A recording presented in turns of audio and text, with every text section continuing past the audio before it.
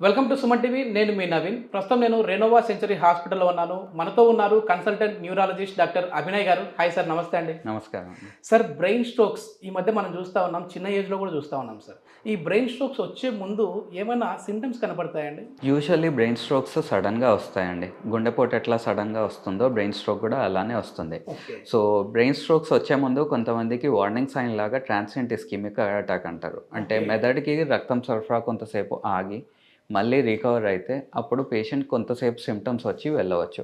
అది ఓకే. అందరికి ఉండాల్సిన అవసరం లేదు. కొంతమందికి వస్తుంది అట్లా. సో, దాన్ని టీఐఏ అంటారు, transient ischaemic attack.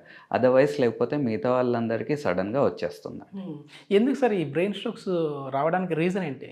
Brain strokes అన్నవి రావడానికి కారణాలు ఉంటాయండి. ఒకటేంటంటే రక్తనాళం గడ్డగట్టి రక్తనాళం బ్లాక్ అవ్వడం వల్ల వచ్చేది ఇస్కెమిక్ స్ట్రోక్ అంటారు. లేకపోతే రక్తనాళం చిట్లి వచ్చేది హెమరేజిక్ స్ట్రోక్ అంటారు. ఓహ్!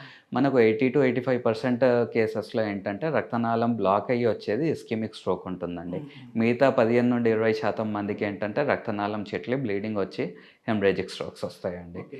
కామన్‌గా ఉన్న జనాల్లో ఒక అభిప్రాయము అంటే బీపీ, బ్లడ్ ప్రెషర్ హై ఉన్న వాళ్ళకే ఈ బ్రెయిన్ స్ట్రోక్స్ వస్తా ఉంటాయని చెప్పేసి అంటా ఉంటారు కదా!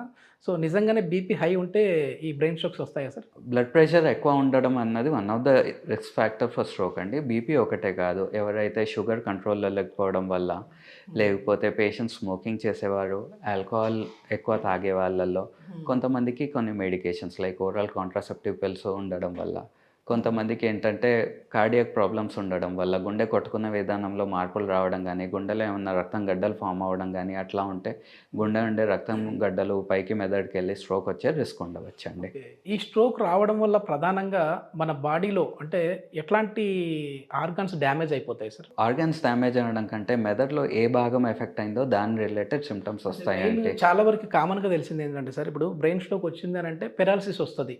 సో, పెరాలిసిస్ ఒకటే వస్తదా? ఇంకా దానికి యాడ్ ఆన్ వేరే ఉంటదా? సో, అదే అండి. ఒకవేళ మెదడులో మనకు మాటకు సంబంధించిన ఏరియా యూజువల్లీ మన రైట్ హ్యాండెడ్ ఇండివిజువల్స్‌లో 90% వాళ్ళకి లెఫ్ట్ బ్రెయిన్ అన్నది డామినెంట్ ఉంటుంది. హుహు. సో, డామినెంట్ అంటే ఏంటంటే నేను మీకు చెప్పింది అర్థం చేసుకొని దాన్ని ప్రాసెస్ చేసి దానికి సమాధానం చెప్పడం. హ్మ్. ఇది యూజువల్లీ రైట్ హ్యాండెడ్ ఇండివిజువల్స్‌లో మెజారిటీగా left side of the brain కంట్రోల్‌లో ఉంటది. ఓకే. ఒకవేళ ఆ భాగంలో స్ట్రోక్ వచ్చిందంటే వాళ్ళకు మాట్లాడడానికి ఇబ్బంది ఉండవచ్చు, లేకపోతే అర్థం చేసుకోవడానికి ఇబ్బంది ఉండవచ్చు, లేకపోతే మాట్లాడేటప్పుడు తప్పులు మాట్లాడాలు, లేకపోతే హ్మ్. అసలు మాటనే మొత్తం రాకపోవడం. యాహ్! ఒకవేళ చూపుకి సంబంధించిన భాగంలో వచ్చిందనుకోండి, వాళ్ళకు ఒక సగం చూపన్న పోవడం, లేకపోతే కొంతమందికి కంటికి సంబంధించిన రక్తనాళం బ్లాక్ అవ్వడం అయితే కంటికి చూపు మొత్తం పోవడం ఇలాంటివి అవ్వచ్చండి. పెరాలిసిస్ లేదంటే ఈ బ్రెయిన్ స్ట్రోక్ మెయిన్‌గా వచ్చిన టైంలో ఏ టైంలో మీ దగ్గరికొస్తే అంటే ఎన్ని అవర్స్‌లో డాక్టర్‌ని కన్సల్ట్ అవుతే వాళ్ళు కొంచెం సేఫ్ అనుకోవచ్చండి? ఎవరికైనా పేషెంట్‌కి పెరాలిసిస్ సింప్టమ్ మెయిన్‌గా గుర్తుపెట్టుకోవాల్సింది ఏంటంటే కామన్ పబ్లిక్‌కి బీ ఫాస్ట్ అని గుర్తుపెట్టుకోవాలి. ఓకే. బీ అంటే బ్యాలెన్స్, అంటే నడిచేటప్పుడు తూల్ లాంటి సింప్టమ్స్ ఉంటాయి. నడిచేటప్పుడు ఓ పక్కకు పడిపోతూ అలా ఉంటాయి. హ్మ్. ఈ అంటే ఐ రిలేటెడ్ ప్రాబ్లమ్స్. 2 కనిపియడం కానీ, ఒక సగం కనిపియకపోవడం కానీ, ఒక కంటి చూపు మొత్తం తగ్గడం కానీ అట్లా ఉంటే ఐ రిలేటెడ్ సింప్టమ్స్. ఎఫ్ అంటే ఫేషియల్ వీక్‌నెస్, హ్మ్. అంటే మొహం వంకర పోవడం గానీ అట్లా ఉంటాయి. ఏ అంటే ఆర్మ్ అంటే చెయ్యి, కాళ్ళు రిలేటెడ్ సింప్టమ్స్, అంటే చెయ్యి, కాలు బలహీనత గానీ, చెయ్యి, కాల్లో తిమ్మిరి గానీ ఉంటాయి.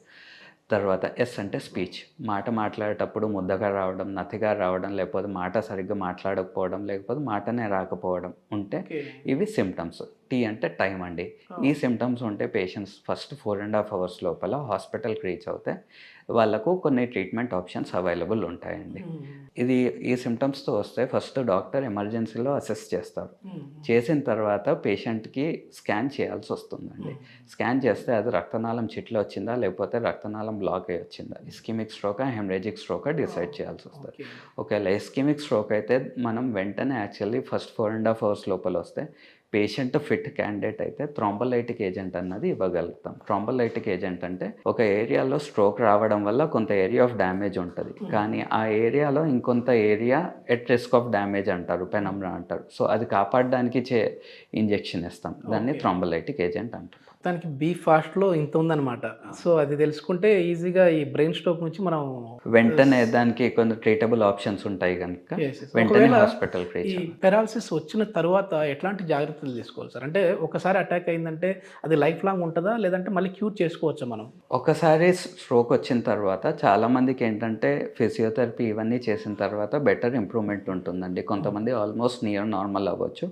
కొంతమందికి ఏంటంటే రెసిడ్యువల్ డెఫిసిట్స్ అంటే చేయి కాల్లో బలహీనత ముందుతో పోల్చుకుంటే ఇంప్రూవ్ అవుతుంది కానీ కొంత డెఫిసిట్స్ ఉండిపోవచ్చు. ఓకే. మాటలో కూడా ఇబ్బంది మొత్తం రికవర్ అవ్వచ్చు అవ్వకపోవచ్చు డిపెండింగ్ ఆన్ మనం ఎంత మంచి ఫిజియోథెరపీ ఎంత మంచి స్పీచ్ థెరపీ చేసామో దాన్ని బట్టిగా ఉంటుందండి.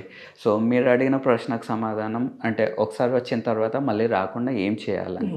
సో ఇచ్చిన డాక్టర్ ఇచ్చిన మందులు సరిగ్గా వాడుకుంటూ ఉండాలి, జీవితాంతం వాడాలి. డోస్ ఎప్పుడు వాడాల్సిన సార్ లైఫ్ లాంగ్ వాడాల్సి వస్తుందండి. అన్లెస్ అంటే ఏమన్నా కాంట్రాఇండికేషన్ బ్లీడింగ్ అలాంటి ప్రాబ్లమ్స్ ఏమన్నా వచ్చాయంటే అవి డాక్టర్ చూసిన తర్వాత వాళ్ళ సర్జరీ టైంలో ఆపాల్సి వస్తుంది. దాంతోపాటు షుగర్లు బీపీలు ఇవన్నీ కంట్రోల్లో పెట్టుకోవాలి, స్మోకింగ్ అవాయిడ్ చేయాలి, ఆల్కహాల్ అన్నది అవాయిడ్ చేయాలి. ఓకే సార్, ఈ బ్రెయిన్ స్ట్రోక్ వచ్చిన తర్వాత అసలు ట్రీట్మెంట్ ఏ విధంగా ఉంటుంది, అదేవిధంగా 4.5 hours లోపు వస్తే మీరు చెప్పారు, కానీ దాని తర్వాత వచ్చిన వాళ్ళ పరిస్థితి ఏంటి, ఎట్లాంటి ట్రీట్మెంట్ ఉంది? సో ఫస్ట్ 4.5 hours లోపల వస్తే ఒకవేళ పేషెంట్ ఐడియల్ క్యాండిడేట్ అయితే థ్రాంబోలైటిక్ ఏజెంట్ ఇవ్వచ్చండి.